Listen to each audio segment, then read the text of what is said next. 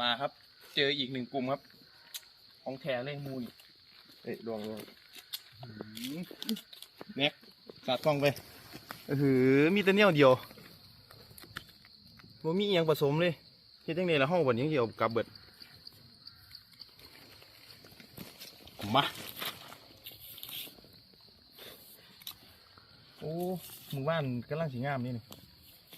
ประมาณตีห้านี่โอ้เฮ็ดจังได๋เฮาสิเอาเบิด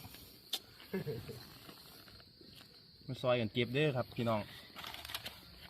กูนะขึ้นเป็นมูเลยเอาได้พูดไปได้เดี๋ยวขอคลิป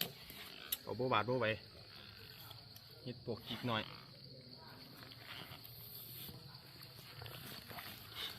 มาปลานี่กับหมานี่คือเก่าครับแม็กเสียกไว้ห้อ